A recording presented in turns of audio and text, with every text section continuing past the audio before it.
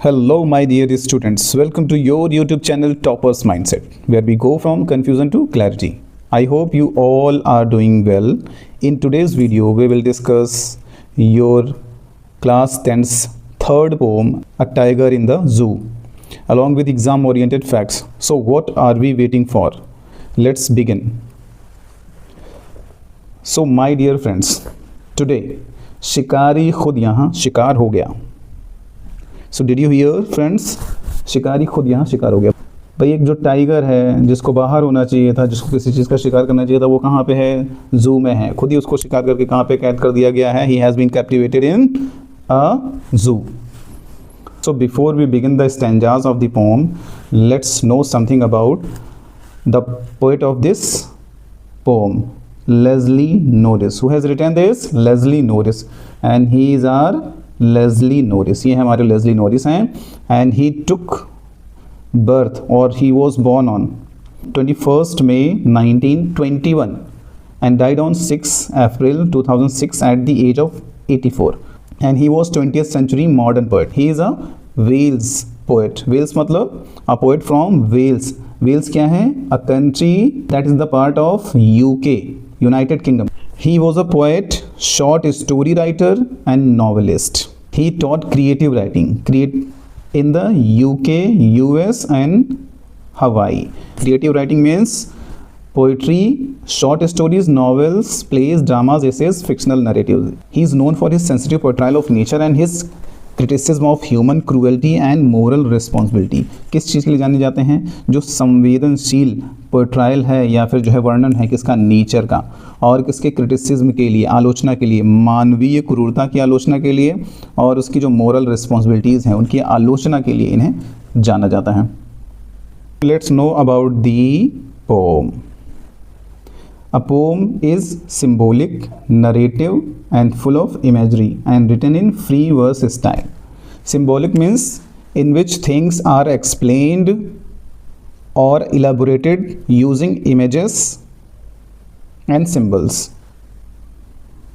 Narrative means in which a story is told, जिसमें एक story बताई जाती है, ठीक है, उसको हम नरेटिव बोलते हैं. फुल ऑफ इमेजरी मतलब डिटेल्ड डिस्क्रिप्शन आपको चीज़ों का मिलेगा इसमें. And it is written in free verse style. Free verse style means मुक्त छंद.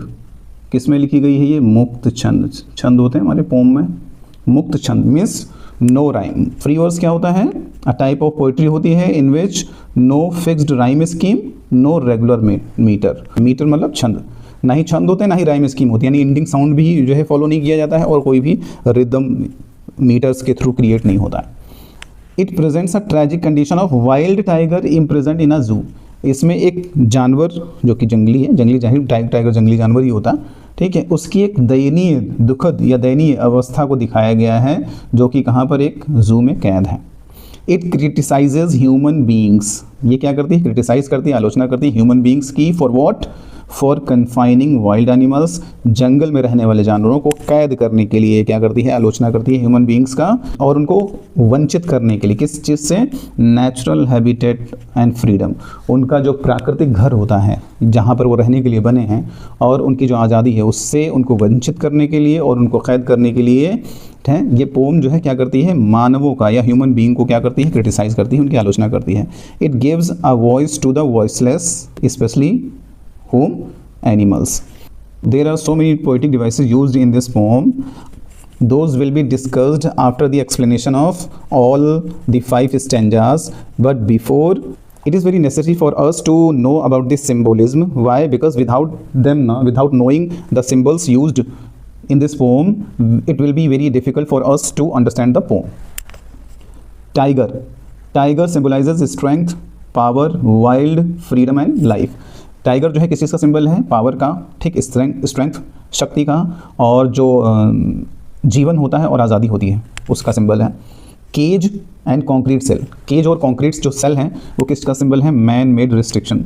मानवों को बनाए हुए जो है रिस्ट्रिक्शन, जो बंधन है ना उनको, या ऑपरेशंस जो अत्याचार हैं, ठीक है, इम्प्रिजनमेंट जो कैद है उसको, उसका सिंबल है. Forest. Forest symbolizes natural life and independence. जो फॉरेस्ट हैं उनका जो डिस्क्रिप्शन है वो किसको दिखाता है, प्राकृतिक जो जीवन है, नेचुरल हैबिटेट है या वाइल्ड लाइफ है उसको दिखाता है, और आज़ादी को दिखाता है। Stars are the symbols of hope and unattainable freedom, उम्मीद और ऐसी आज़ादी जिसको प्राप्त नहीं किया जा सकता है, जिसको पाया नहीं जा सकता है, उसका सिंबल है। Silence, silence is the symbol of protest, suffering and suppressed anger. और जो साइलेंस के बारे में जो बात हुई इस पोम में, वो किस चीज़ का सिंबल है, प्रोटेस्ट का, ठीक है, विरोध का, सफरिंग परेशानियों का, ठीक है, कष्ट का, एंड सप्रेस्ड एंगर, और वो एंगर जो दबा हुआ है उसका सिंबल है। So before we begin the first stanza, let's know the thought distribution among the stanzas.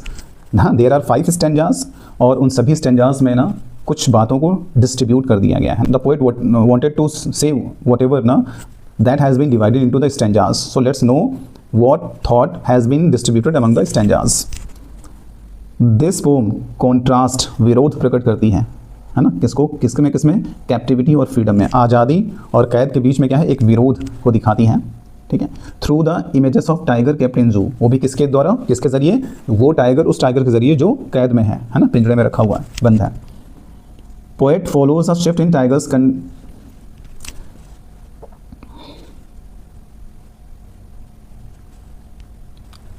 so there are 5 stanzas in which the poet has distributed his thought. So the thought distribution among the stanzas is what? The poem contrast, ये क्या करती है, विरोध प्रकट करती है, contrast करती है किसके बीच में, कैप्टिविटी और फ्रीडम के बीच में। कैप्टिविटी और फ्रीडम के बीच में ये क्या करती है, कॉन्ट्रास्ट को रिप्रेजेंट करती है, कन्वे करती है। कैप्टिविटी मतलब कैद, फ्रीडम मतलब आज़ादी। Through the images of tiger kept in जू, और वो उस टाइगर के जरिए उस टाइगर की इमेजेस को दिखाकर या उसकी कंडीशन को बताकर जो कि एक चिड़ियाघर में कैद है। Poem follows a shift in tiger's condition, tiger की कंडीशन में एक शिफ्ट देखने को मिलेगा बिटवीन जू एंड जंगल। जंगल में कभी टाइगर को जंगल में दिखाया जाएगा, कभी उसको जू में दिखाया जाएगा। The pome shows imprison tigers present condition in the stanzas of 1, 4 and 5। Stanza 1, 4 और 5 में टाइगर की प्रेजेंट कंडीशन को दिखाया गया है, एंड हिज वुड बी और must be condition is shown in stanza 2 and 3। और इसकी वो कंडीशन जो होनी चाहिए या होनी चाहिए थी, उस कंडीशन को स्टैंजा 2 और 3 में दिखाया गया। So stanza 1 shows tiger in the cage, stanza 2 tiger in the forest, stanza 3 tiger in the forest again और at the edge of village और जंगल, stanza 4 tiger in concrete cell, stanza 4 concrete cell में ही है लेकिन night के समय वो क्या कर रहा है, ठीक है, उसको दिखाया गया। So now we have reached stanza 1 and stanza 1 is about a tiger in the cage. So before we begin the explanation, let's know the meaning of the difficult word used in this stanza. Stalk. Stalk means follow someone quietly or stealthily, किसी को चोरी छुपे follow करना। And this word also used in social media, है ना। When someone follow someone quietly or stealthily or without letting him or her know, है ना, on any social media platform, this is what is stalking. Stalk. Vivid means clear, bright or sharp. Stripe means a long narrow lines or streak, tiger की है ना body पे ये जो पट्टियाँ होती हैं ना, this is what, stripes. Pads of velvet means a pause of tiger, tiger के पॉज को पैड कहा जा रहा है, वो भी कैसे हैं, वो लाइक वेलवेट क्लॉथ, है ना, मखमल के कपड़े की तरह वो क्या हैं, they are as soft as the velvet cloth. Quiet rage, silent anger को दिखाया गया। Quiet rage means anger, quiet मतलब शांत एंगर, यानी वो जो है गुस्से में तो है लेकिन कुछ बोल नहीं रहा है। So the poem begins with he stalks in his vivid stripes a few steps of his cage on the pads of velvet quiet in his quiet rage. So here he has been used for tiger, and here he has been personified mean when we give human attributes or qualities to non-human things or non-living things, so this is what personification। यहाँ पर क्या है, stalking एक ऐसा word है ना, stalking क्या है, humans करते हैं, है ना, animals नहीं कर सकते हैं। so here tiger has been personified using the word he is just taking few steps within his cage or cell on his pads of velvet quite, on pads of velvet quite मतलब उसके जो पंजे हैं ना, है ना, वो कैसे हैं, मखमल की तरह, नीचे ना गद्दीदार जैसे है ना, मखमल की तरह, वो मखमल की तरह हैं। और वो भी क्या है, जब वो मूव कर रहा है तो वो कैसे है, शांत है, आवाज़ नहीं कर रहे हैं। क्यों? क्योंकि वो मखमल की तरह है, बहुत सॉफ्ट है। इन हिज क्वाइट रेज, और वो बहुत गुस्से में है लेकिन फिर भी शांत है। So stanza 1 explanation.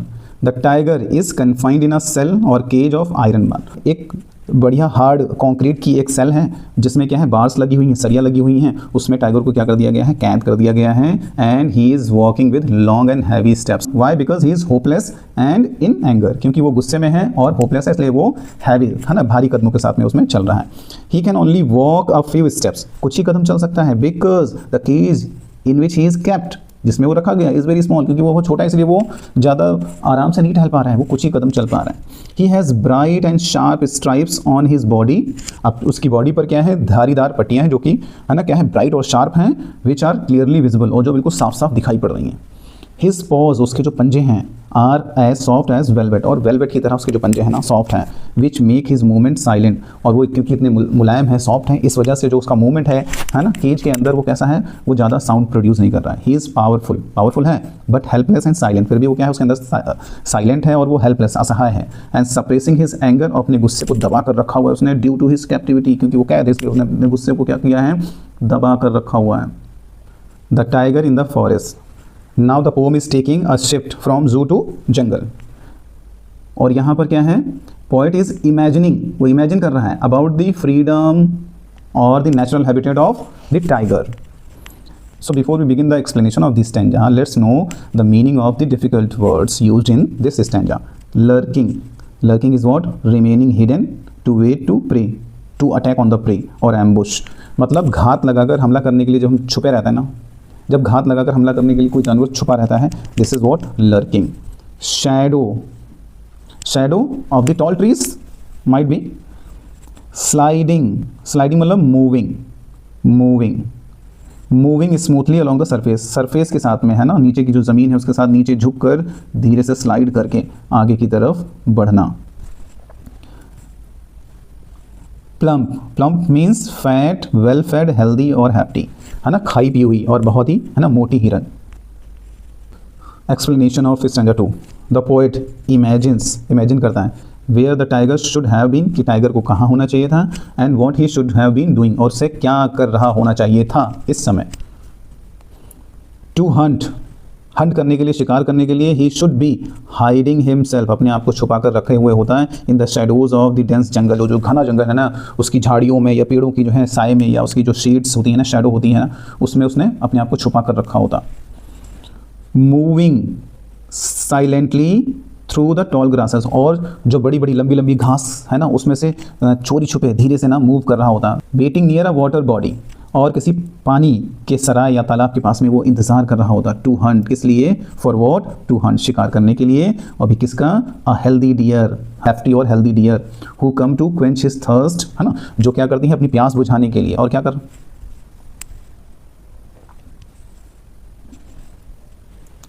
And waiting near the water body, and waiting near the water body to hunt healthy deers who come to quench their thirst, और वो हिरन, है ना, जो बढ़िया हष्ट पुष्ट है ना, तंदुरुस्त हैं, और जो वहाँ पर उस वाटर बॉडी के पास में पानी पीने के लिए आती हैं, उनको क्या करता है, वहाँ पे इंतज़ार करता है उनका शिकार करने के लिए। And this represents his natural role as a predator. यहाँ पे क्या दिखाने की कोशिश कर रहे हैं राइटर, कि उसका जो रोल है ना, नेचुरल प्राकृतिक रोल है एज ए प्रेडेटर, एक जो है हंटर के रूप में, उसको दिखाता है। But the tiger's true identity as a hunter, लेकिन जो टाइगर की असली पहचान है ना, एक शिकारी के रूप में, उसे ख़त्म कर दिया गया है बाय द इम्प्रिजनमेंट, कैद करके उसे यहाँ पर। So this is our stanza 3, which is too about tiger's freedom और natural instinct. So before we begin the explanation of this stanza, let's know the meaning of the difficult words. Snarling, snarling means growling angrily, गुस्से में गुर्राना। Bearing, showing, bearing means showing और uncovering, है ना, दिखाना, यहाँ पे क्या हो जाएगा, दिखाना। Fangs, sharp teeth, वैसे तो fangs snakes के होते हैं, है ना, सांप के जो दांत होते हैं जहरीले वाले, उनको fangs कहा जाता है। And terrorising means frightening badly, किसी को बुरी तरह से डराना या धमकाना। In the third stanza poet is also imagining, he is imagining what, if the tiger were free, वो क्या करता है, इमेजिन करता है अगर टाइगर फ्री होता, he would be wandering fearlessly, वो क्या कर रहा होता, इधर उधर भटक रहा होता बिना डरे हुए, टू द एज ऑफ जंगल, जंगल के है ना चारों तरफ, है ना किनारे तक, लास्ट जो एंड है जंगल का वहाँ तक वो जा रहा होता, टहल रहा होता, रोरिंग फियर्सली, और वो ना बहुत ही भयानक तरीके से दहाड़ रहा होता, नियर ह्यूमन सेटलमेंट्स और हाउसेस, और जहाँ पर ना जो आउटस्कर्ट ऑफ जंगल है ना, जंगल का जो बाहरी इलाका है वहाँ पर, जहाँ पर ह्यूमन सेटलमेंट्स बने हुए, ह्यूमन हाउसेस बने हुए हैं जहाँ पर लोग रहते हैं, है ना, वहाँ पर वो जाकर क्या कर रहा होता, दहाड़ रहा होता तेज़ से, और उसकी जो दहाड़ है उसका पर्पस क्या होता है, क्लेमिंग फॉर हिज टेरिटरी, और वो दहाड़ से ये क्या बताता कि ये ना जंगल मेरा है और मैं यहाँ का जैकॉल शिकरे, अरे सॉरी शेरू शिकरे, showing his sharp deadly teeth, और जब दहाड़ रहा होता उसी समय क्या कर रहा होता, वो अपने दांत शार्प वाले, डेडली भयानक वाले, खतरनाक से दांतों को दिखा रहा होता है, एंड हिज क्लॉज, और अपने पंजों को, and through all this activity he would be terrorising the villagers. It is not because he is evil, और ये सब करने के पीछे रीज़न क्या है, ऐसा नहीं है कि वो बहुत बुरा है, but because that is his true nature, यही तो उसका नेचर है, it is in his instinct, यही तो उसकी प्राकृतिक, उसका जो है व्यक्तित्व है, नेचर है दहाड़ना। Now stanza 4. Now again the poem take another shift from forest to zoo. In this stanza, tiger's condition is what? He is kept or imprisoned in concrete cell. ये स्टैंजा टाइगर की captivity को दिखाता है, stanza 2 और 3 tiger की freedom को और natural habitat को दिखाता है, ठीक है, और ये स्टैंजा 4 क्या दिखाता है, उसकी कैप्टिविटी को दिखाता है, उसकी कैद को दिखाता है, उसकी जो कैप्टिविटी है ना, ये जो कंडीशन इन कैप्टिविटी और कॉन्क्रीट सेल है उसको दिखाता है। So before we start the explanation, let's know the meaning of the difficult words. Concrete cell और only concrete, concrete means made of cement और स्टोन, सीमेंट और स्टोन के साथ, बजरी के साथ में जो चीज़ें बनी हुई होती हैं उसे उसको बोलते हैं कॉन्क्रीट। सेल मीन्स जेल और prison, prison this is what, prison, jail, jail या प्रिजन को बोलते हैं। Behind the bars means imprisoned, behind the bars means वो कैद है। The stanza 4 brings us back to the reality of what? Tiger's captivity in the zoo. The term और word but reflects क्या दिखाता है, unnatural और pathetic condition in the cage, और वो जो टाइगर की अननेचुरल, अप्राकृतिक या दयनीय स्थिति है ना केज के अंदर, उसको दिखाता है। और वो स्थिति कैसी है, he has been deprived of, उसको वंचित करके रखा गया है, हिज नेचुरल हैबिटेट, उसका जो प्राकृतिक घर यानी कि जो जंगल है उससे उसको अलग करके रखा गया है, and his true identity as a hunter, और उसकी जो असली पहचान है एक शिकारी के रूप में। कुछ लोग कहेंगे शिकार करना तो गलत बात है ना, so it is necessary to maintain the natural ecosystem, natural ecosystem को मेंटेन करने के लिए बहुत ज़रूरी है। कुछ जानवर जब अपनी जगह से एक्सटिंक्ट हो जाते हैं, विलुप्त हो जाते हैं ना, तो इट हैज़ बीन सीन कि वहाँ का जो इकोसिस्टम है ना, इज डिस्टर्ब, वहाँ का इकोसिस्टम बिगड़ जाता है।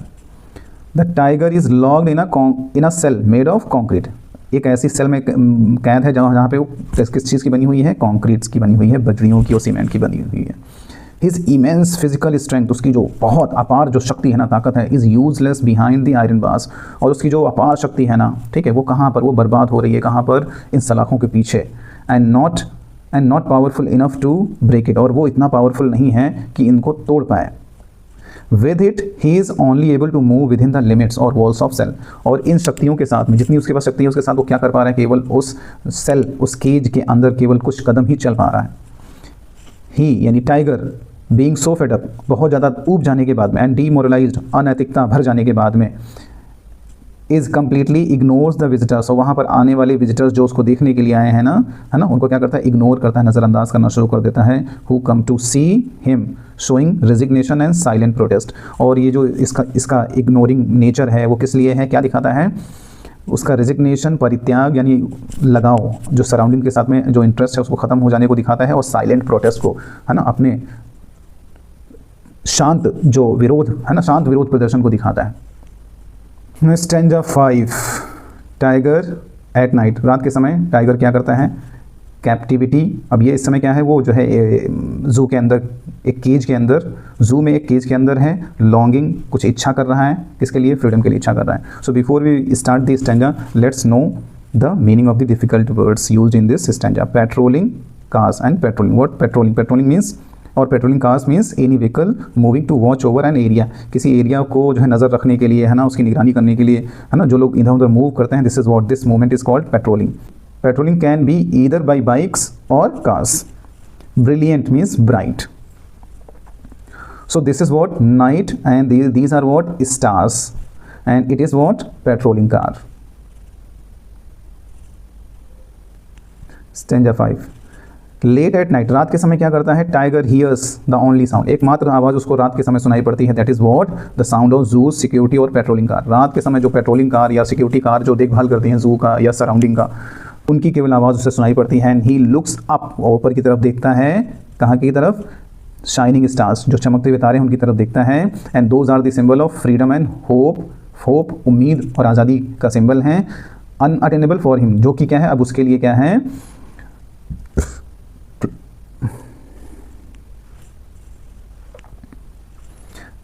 And he looks up the he looks up at the shining star, और वो चमकते हुए तारों की तरफ देखता है, जो कि क्या है? आज़ादी और उम्मीद का सिंबल है, जो कि अब उसके द्वारा पाई नहीं जा सकती है. विद हिज शाइनिंग आइज, और अपनी चमकदार आंखों के साथ उन चमकदार तारों को देखता है. पॉसिबली, संभवतः, ये किस चीज़ को दिखाता है? Imagining his life with freedom, अपने जीवन को या आज़ादी वाले जीवन को वो क्या इमेजिन कर रहा है, वो भी कैसे? होपलेसली, उम्मीद हार जाने के बाद में. By using adjective bright, adjective bright को यूज़ करके for stars and tigers eyes, tiger की आइज़ और स्टार्स के लिए ब्राइट जो एडजेक्टिव है ना उसको यूज़ करके प्रोबेबली, संभवतः, पोएट वांट्स टू से, वो क्या कहना चाह रहा है? बोथ मीन्स टाइगर्स आइज और bright stars are the part of nature, वो दोनों ही क्या है? नेचर का पार्ट हैं. Stars are at their places, stars क्या हैं? अपनी जगह पे हैं. बट टाइगर इज डिस्प्लेस्ड, लेकिन टाइगर जो है अपनी जगह पर नहीं है, वो डिस्प्लेस्ड है. Poem ends in the tragic silence, poem जो है एक दुखद शांति के साथ समाप्त होती है. The silence of the tigers, tiger की जो साइलेंस है, जो शांति है, चुप्पी है, सिम्बलाइजेस, वो क्या दिखाती है? किस चीज़ का प्रतीक है? सप्रेस्ड रेज एंड प्रोटेस्ट, वो दबे हुए गुस्से और विरोध का सिंबल है, प्रतीक है. Let's discuss the poetic devices used in the pome a tiger in the zoo. So our first poetic device is personification. So in this poem, pronoun he and action word stock and ignoring has been used for tiger. अच्छा, what is personification? Referral of human attributes.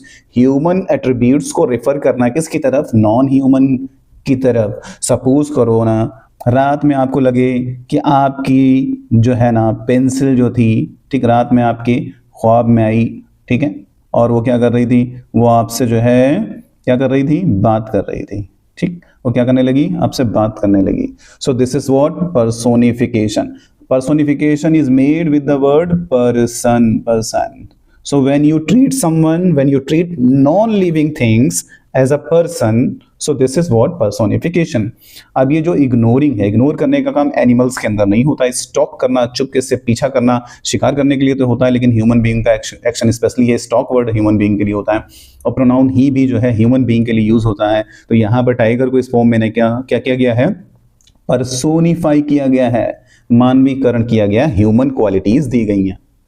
Metaphor is what? ये comparison होता है of to unlike things, दो असमान चीजें जो होती हैं उनका कंपैरिजन होता है without using the words like और एज. उनके बीच में लाइक और एज ना कहकर, है ना, यूज करके, लाइक और एज का यूज ना करके हम क्या करते हैं? दो चीजों का कंपेयर करें. सो this is what metaphor. Metaphor के अलावा क्या होता है? कंपैरिजन हमारा किससे होता है? एक और वर्ड होता है हमारा जिससे होता है, वो होता है सिमिली. तो सिमिली में भी होता है कंपैरिजन. दो अनलाइक चीज, सिमिली में भी दो अनलाइक चीजों का, दो डिसिमिलर चीजों का कंपैरिजन होता है. But in simile the word like और as are used to compare two things in simile. Simile में जो है दो अपोजिट चीजों को जो है या दो डिसिमिलर चीजों को कंपेयर करने के लिए लाइक और एज का यूज किया जाता है. जैसे पीटर पार्कर इज स्पाइडरमैन. जैसे इस पीटर पार्कर क्या है? स्पाइडरमैन है, तो हमने कहा पीटर पार्कर क्या है? वो स्पाइडरमैन है. This is what metaphor. अगर हमें लगे कि वो स्पाइडरमैन पीटर पार्कर स्पाइडरमैन नहीं है, वो उसके जैसा दिखता है, तो हम कहेंगे Peter Parker is like Spiderman, तो पीटर पार्कर उसके जैसा है। जब हम कहेंगे जैसा है तो मीन्स सिमिली है। जब हम कहेंगे पीटर पार्कर ही स्पाइडरमैन है, दिस इज व्हाट मेटाफर। तो यहाँ पे पैड्स ऑफ वेलवेट किसे कहा गया है? टाइगर के जो पंजे हैं ना, उनको पैड्स ऑफ वेलवेट कहा गया, यानी वेलवेट के बने हुए पैड्स, यानी वेलवेट के जैसे मखमल, मखमली यानी सॉफ्ट, मखमल के जैसे सॉफ्ट। तो दो चीजें, दो डिसिमिलर चीजों के बीच में कंपेयर होता है, लेकिन उनके बीच में एटलीस्ट वन क्वालिटी सिमिलर होती है जिसको हम कंपेयर करते हैं। ऑक्सीमोरन, विरोधाभासी अलंकार, टू अपोजिट और कॉन्ट्राडिक्टरी वर्ड्स, दो अलग अलग मीनिंग देने वाले वर्ड्स को हम एक साथ यूज करके, है ना, हम लोग जब यूज करते हैं तो when two opposite or contradictory words are used or placed together to create special effect or deeper meaning, जब दो opposite meaning रखने वाले words को हम एक साथ use कर लेते हैं, ठीक है, तो ये हमारा क्या होता है? ऑक्सीमोरन होता है। यहाँ पर क्वाइट और रेज दो अपोजिट वर्ड हैं। रेज का मतलब होता है गुस्सा, एंगर, और क्वाइट का मतलब होता है शांत। जबकि गुस्सा कैसा होना चाहिए? अग्रेशन के साथ में होना चाहिए, यानी अग्रेसिव होना चाहिए, गुस्से को अग्रेसिव होना चाहिए। यहाँ पे तो क्वाइट बताया जा रहा है, तो यहाँ पे क्या है? ऑक्सीमोरन, विरोधाभासी अलंकार है। Alliteration, alliteration is what? Repetition. Alliteration भी क्या होता है? एक रिपीटिशन ही होता है। किस चीज का? वोवेल और कॉन्सोनेंट, लेटर या साउंड का। वोवेल या कॉन्सोनेंट, लेटर या साउंड का जो रिपीटिशन होता है उसी को हम एलिट्रेशन बोलते हैं, टुगेदर। अगर इसको हम क्लासीफाई करें एलिट्रेशन, तो alliteration is of two type. Assonance यानी रिपीटिशन ऑफ वोवेल, साउंड और letter. Consonance means repetition of vowel, repetition of means repetition of consonant, letter और साउंड, तो उसको कॉन्सोनेंस बोलते हैं। इन दोनों को ही हम एलिट्रेशन बोल देते हैं। तो यहाँ पे शुड, प्लम्प, प्लम्प, स्टैंजा 1 में ये दो वर्ड आए हैं, पीपी साउंड, एसएच, शा साउंड। कॉन्क्रीट सेल, यहाँ पे CC sound. Behind the bar, stanza 4 में बिहाइंड द बार, ठीक, तो ये बी साउंड है इसमें।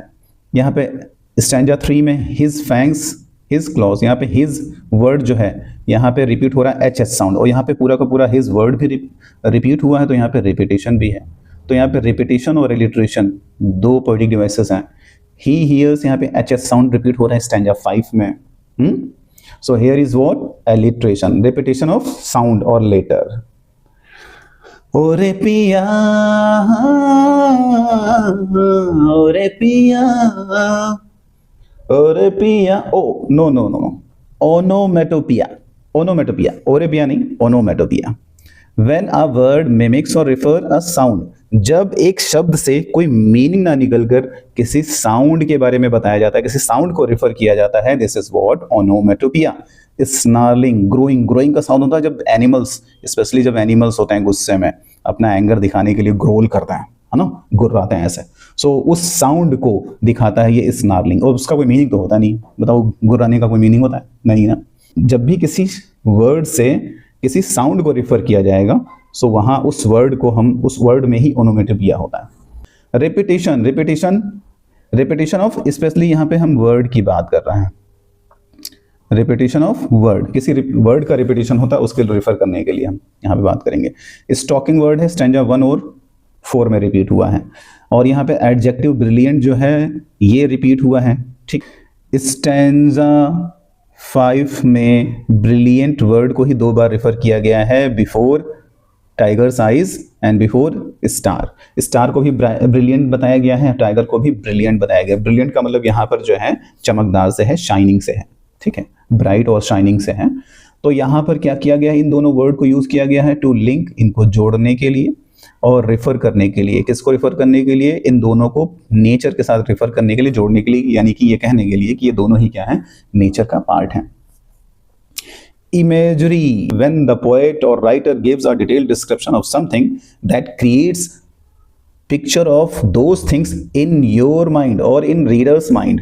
जब किसी रीडर, पढ़ने वाले के मन में या सुनने वाले के मन में जब एक पिक्चर क्रिएट होने लगे शब्दों को सुन के, डिस्क्रिप्शन को सुनकर, तो यहाँ पर क्या है? टाइगर के बारे में। इन दिस फॉर्म ना about the tigers stripes, fangs, clause and his movement, उसके मूवमेंट के बारे में, जैसे कि स्टॉकिंग, स्लाइडिंग, स्टॉकिंग, और स्लाइडिंग इन मूवमेंट्स के बारे में बताया गया है, फैंक्स के बारे में डिस्क्रिप्शन मिलता है, उसकी स्ट्राइप्स के बारे में डिस्क्रिप्शन है। जब हम ये सुनते हैं तो उसकी पिक्चर हमारे दिमाग में आने लगती है। सो दिस इज व्हाट इमेजरी।